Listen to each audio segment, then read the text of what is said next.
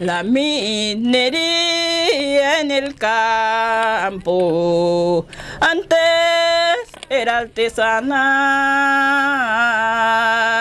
con pala, pico y batea sacábamos el metal. Salve, salve, salve, salve, salvemos el territorio. No dejemos que extranjeros se nos lleven todo el oro. El Estado con su fuerza ha venido a improvisar sin una consulta previa. Se está llevando el metal. Poquitico.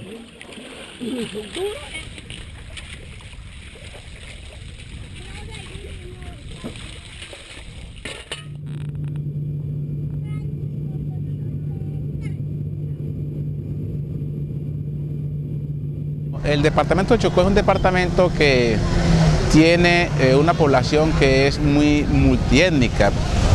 Es un departamento que el 92% de la población aproximadamente es de origen afrodescendiente, que llama comunidad negra o comunidad afrocolombiana. El 50% de la población de comunidades negras, de forma directa o indirecta, depende de la actividad minera. Y encontramos que existe una relación directa entre las actividades mineras y los elevados niveles de pobreza en esas regiones y los bajos niveles de capacidad institucional. No es culpa de la minería el hecho de que el Chocó sea pobre. La minería puede ser un puntal, un recurso importante para que el Chocó le apunte al desarrollo de su departamento, al progreso de sus gentes. La condición de la gente está peor. ¿Por qué? Porque no invierten en un lugar donde ya lo tienen programado para extraer. Hay miseria, hay hambre y dentro de unos años va a haber más porque hemos tenido caso de gente de mineros. Mineros que se cogen 100, 200, 300 millones y al año no tienen nada.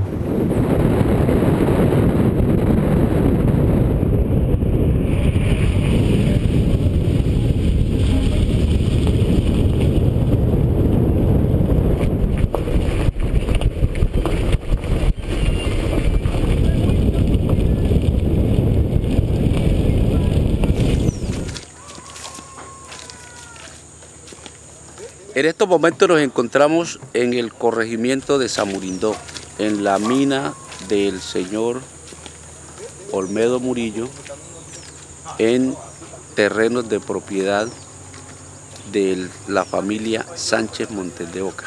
Este territorio pertenece a la Cocomopoca. Ya vamos a cumplir un mes de haber entrado aquí. No hemos cogido ni sueldo, ni se ha sacado un grano de oro.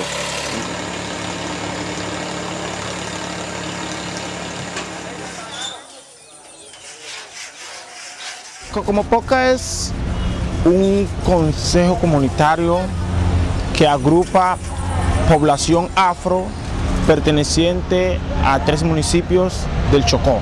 El objetivo claro que nosotros buscamos es dejarle algo a nuestros hijos asegurados, que se diga, y que uno sabe que no se va a perder más porque es intransferible, inajenable, inembargable. Que nosotros podamos desarrollarnos con nuestros usos, prácticas, costumbres, con nuestra cultura, que nosotros podamos diseñar y determinar qué modelo de desarrollo queremos para nuestra región y que no sea imposición del gobierno nacional. Estamos tratando de implementar, cambiar el trabajo de la minería por el trabajo ancestral, cual es de la agricultura. Soy agricultor. No, yo no trabajo la minería, solamente la agricultura. En este momento, como los peces se han escaseado debido a la problemática de la minería, entonces también se está implementando la cría de peces y se está adelantando la implementación de la cosecha del arroz, ya que este es un pueblo netamente productor y comercializador de arroz, pero como no teníamos la maquinaria se había rebajado un poco la cosecha.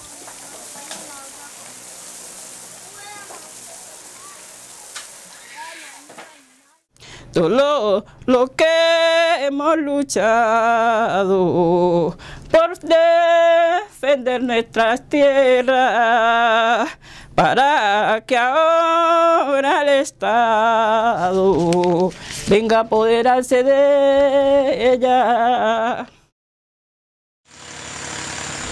El Chocó produjo en el 2011 26 toneladas de oro, de 54 toneladas de oro que produjo todo el país. Estamos hablando de cerca del 50% del oro producido en Colombia. Ese 50%, esas 26 toneladas, la produjeron todos, absolutamente todos, mineros informales, lo que antes llamaba el gobierno mineros ilegales. Se juega mucho con el término de legalidad y legalidad. Legalidad, según digamos la normativa colombiana, es aquella unidad de producción minera que tiene un título minero, que es digamos el permiso que le da el Estado a un productor para extraer y poder comercializar digamos algún mineral o algún recurso natural no renovable. La ilegal es la que no cumple con eso, no tiene título minero, no tiene licencia ambiental, no tiene estándares de calidad que es el Estado. No encontramos ninguna mina en Chocó con título minero y digamos, tal como lo dice el censo minero del 2010, en oro sobre todo hay un gran nivel de informalidad, o sea, de no tenencia de título minero. ¿Y por qué los mineros del Chocó no tienen título minero? En Colombia se ha venido privilegiando a la empresa multinacional para entregarle los títulos y disminuyendo la posibilidad de los nacionales para acceder a ellos. La minería a gran escala en el territorio es hoy en día una problemática fuerte para Cocomopoca, porque el Estado colombiano ha concesionado los territorios de Cocomopoca, 55.000 hectáreas de las 73.000 tituladas, sin consulta previa. La voluntad de las empresas termina siendo superior a la Constitución, a las leyes, a las instituciones del Estado encargados, por ejemplo, de reglamentar la licencia ambiental, la explotación de determinados territorios. No han podido controlar la pequeña minería de la retroexcavadora, entonces no entendería yo qué tipo de diálogo se podría establecer en la consideración de, a partir de la gran minería, apalancar también el desarrollo social y económico del departamento del Chocó. Los quiere sacar es para que las multinacionales vengan, porque las multinacionales le han dicho al Estado colombiano que necesitan el territorio libre para poderlo trabajar. De hecho, el Estado colombiano mediante su ejército ha montado una vaina que se llama batallones mineros. ¿Para proteger a la gente? No, para proteger los intereses de las multinacionales.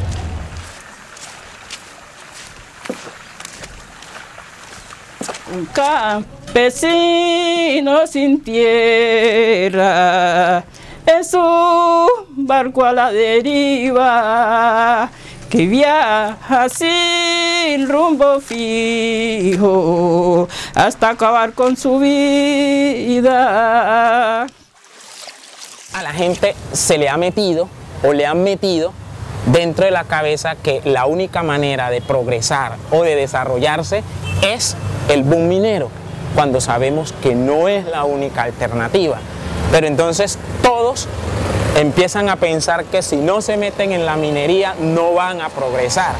Que hay gente que ha abandonado toda una gama de actividades económicas familiares que tenían antes. Antes sembraban, cazaban, pescaban y minaban también, hacían todas esas actividades. Y realmente el sustento de la familia, más que nada, era la siembra. En la época de nuestros ancestros, la minería tenía su época. ¿Cuál era? Después que se salía de determinados trabajos de la agricultura, entonces se buscaba ese tiempo para ir a la minería. Pero ahora, a través del trabajo de la minería mecanizada, nos ha acabado con los productos que tenemos nosotros en la agricultura. La agricultura se ha abandonado casi el 90%. Se pierde la identidad porque el minero es trashumante, porque donde va la retro allá tiene que ir uno. Se pierde el vínculo familiar, se pierde el respeto en las parejas y en los hijos. Hay una ruptura totalmente en lo social, en lo económico y en lo cultural. Con la llegada de la mediana minería ha crecido un fenómeno, por ejemplo, la prostitución. Y es que las mujeres ofrecen, por tener cierto dinero, hacen esa actividad como una forma de subsistencia. Muchas niñas embarazadas, mucha deserción escolar porque los niños y los jóvenes quieren estar más en la minería. Sí ha cambiado el tejido social con la llegada de la minería mecanizada, porque ya no es el mismo territorio de paz el cual teníamos en la comunidad. Hay grandes impactos ambientales, hay conflictos por tierra con comunidades rurales y hay un fuerte componente del conflicto armado en el oro.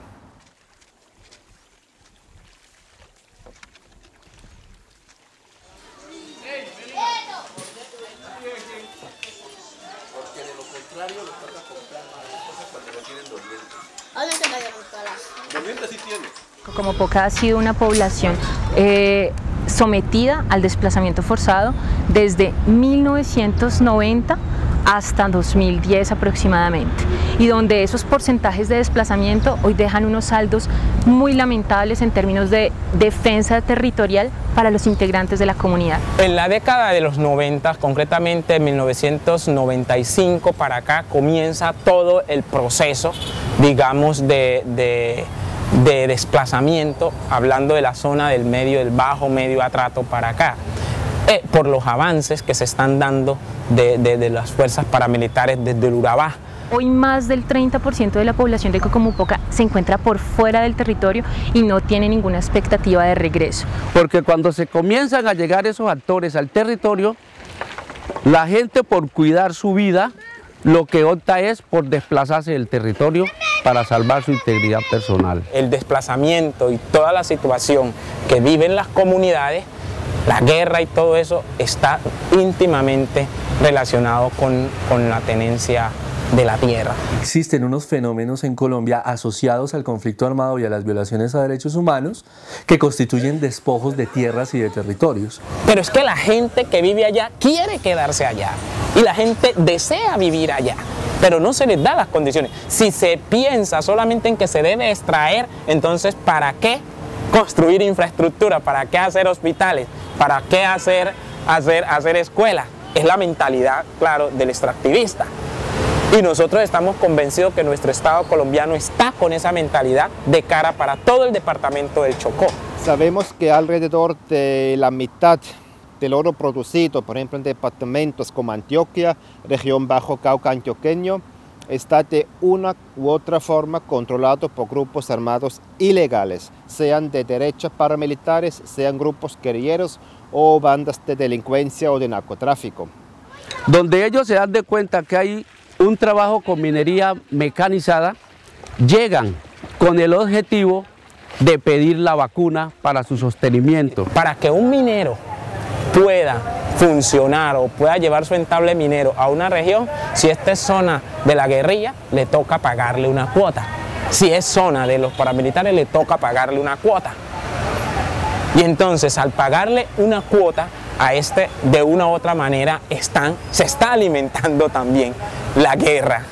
O sea que el conflicto aquí está vivo. No sabe uno si es el conflicto armado, los grupos armados que están al servicio, por ejemplo, de la minería, o lo contrario, o la minería sirve como combustible para seguir generando el conflicto. Hay un círculo vicioso. No tenemos la prueba absoluta de que de una mina o de una red o de unos paramilitares llegue oro a Suiza, pero viendo la magnitud del fenómeno de la minería ilegal en Colombia y viendo la importancia de Suiza como comprador, nos parece casi imposible que no haya oro sucio, contaminado del conflicto armado en Colombia, que contribuya a financiarlo, que llegue a Suiza.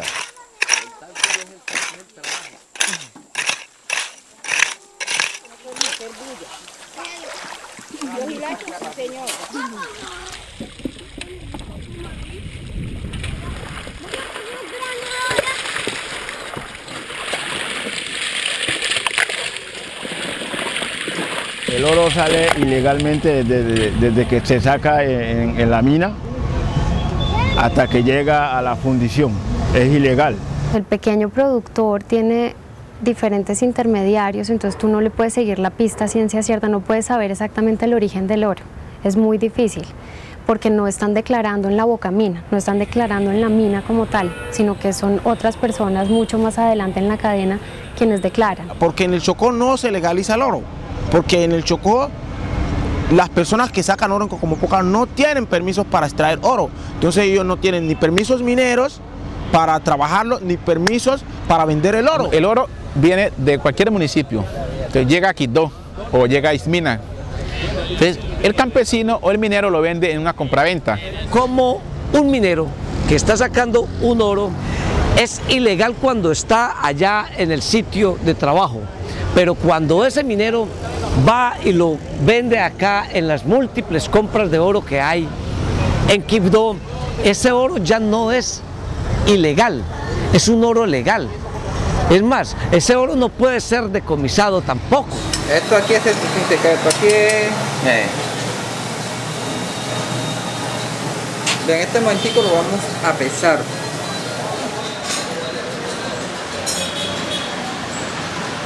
Siete tomines, lo que equivale a 1.75 por 4.6. Eso equivale a 4.1 gramos. 20, 30, 40, 45. ¿Me regalan una bolsita?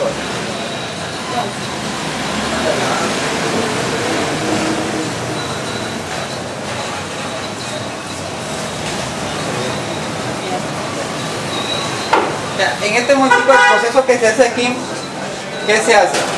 Cuando se va a quemar el oro, generalmente aquí el oro que viene con mercurio casi no viene, porque en este momentico este es el que viene así, ¿ve? Ya viene así, uno lo compra así, ya viene con mercurio, no viene. Ahí hay una libra de oro. Entonces la cadena es la siguiente, llega de la mina a Quibdó, Quibdó lo manda a Bogotá, en Bogotá hacen el procedimiento tributario, administrativo y jurídico y lo sacan al aeropuerto muchas veces de forma ilegal. El oro que se comercializa en Colombia, todo es comercializado hacia el exterior. Estamos preocupados realmente con todo lo que pasa en Colombia.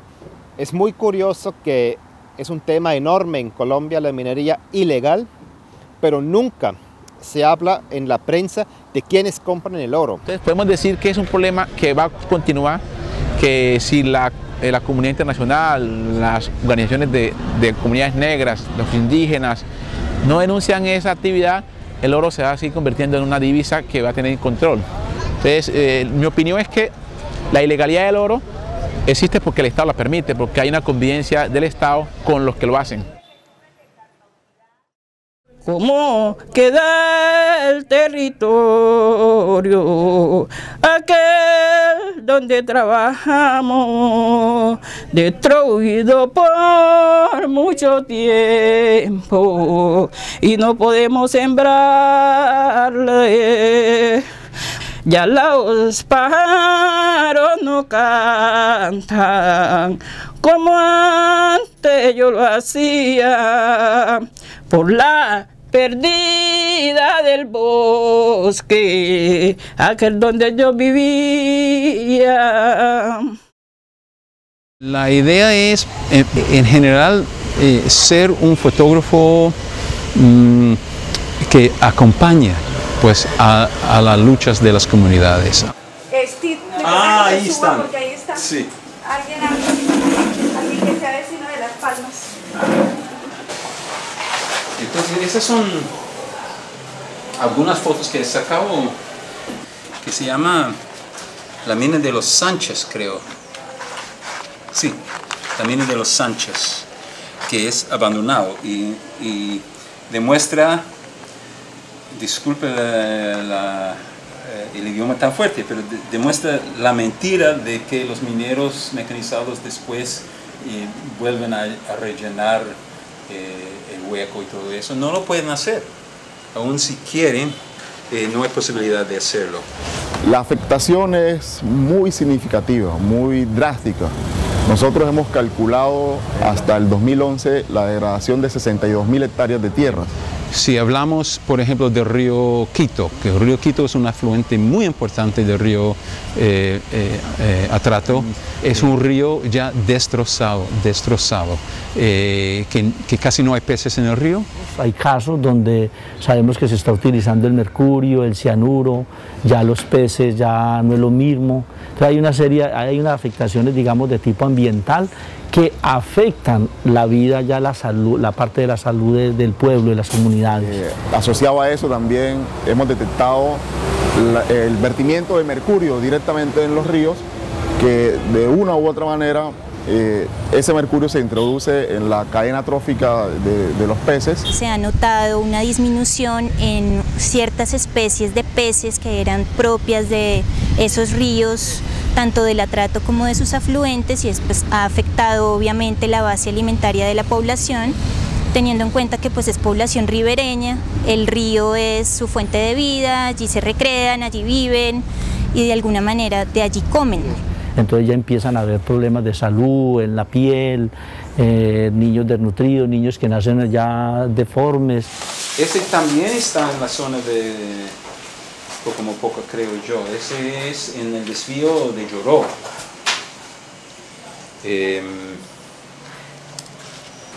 Y no sé cuántos huecos hay ya en el Chocó, pero hay centenares de huecos, centenares. Por donde pasa esa clase de minería, los terrenos donde esa agua sube ya no dan los mismos frutos que daban con anterioridad.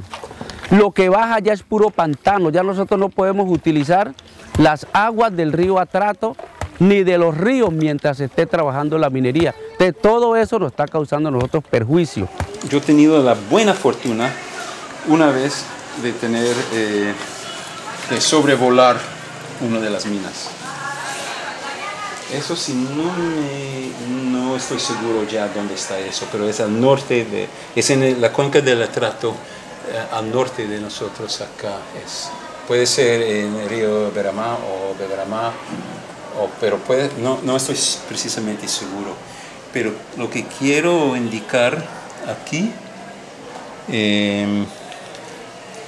ver dónde podemos ver.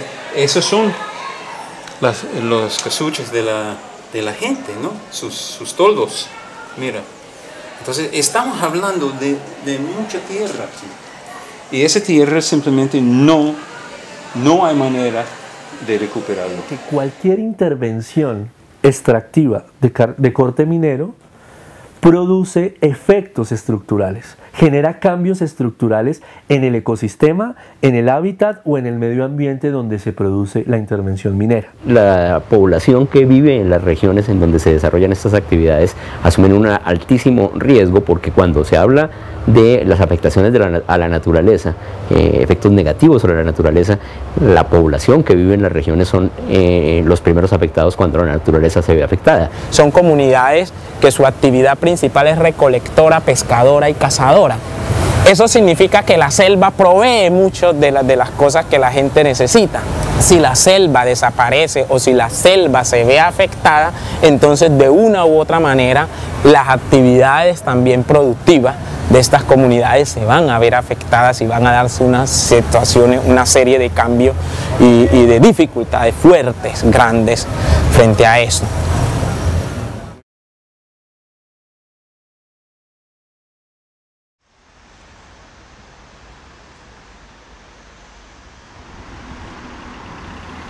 Pues históricamente Suiza tiene un rol muy importante en el comercio del oro. Se calcula que Suiza sigue siendo la plaza de mercado de oro más importante en el mundo, y por las 5 refinerías grandes que hay en Suiza, se calcula que unas 2/3 partes del oro anualmente producido pasa en físico por Suiza. El oro que se produce en Chocó, al ser en su mayoría oro informal, oro ilegal, pasa por distintas formas de legalización o de limpiar un poco ese origen no legal, y por medio de unas sociedades que tienen permiso para exportar, ese oro es conducido principalmente como les dije, a Estados Unidos y a Suiza. Estamos presentes en muchísimos mercados de compra y de venta. En el caso de Colombia, por ejemplo, calculamos, no tenemos los datos completos, pero calculamos que entre 1/3 y la mitad del oro suizo, del oro colombiano, perdón, llega directamente a Suiza, a una de las refinerías suizas. Y pasa que hemos constatado que hay una refinería suiza que tiene sede en Estados Unidos y que tiene su sede en la Florida. Entonces, nuestra pregunta es, ¿hasta qué punto esa intermediación que se realiza en Estados Unidos tiene como destino final Suiza? Las mismas empresas suizas no reconocen a Colombia como un país crítico a nivel de riesgos en derechos humanos y medio ambiente. Como grupo de trabajo Suiza-Colombia queremos evitar que oro que implique gran violación de derechos humanos, grandes daños ambientales, llegue a Suiza. Del oro de nuestra tierra, los campesinos vivían, porque siempre lo cuidaban para todo y toda la vida. Al gobierno le pedimos cambiar su mentalidad, que se haga consulta previa para poder trabajar, que se haga consulta previa para poder trabajar.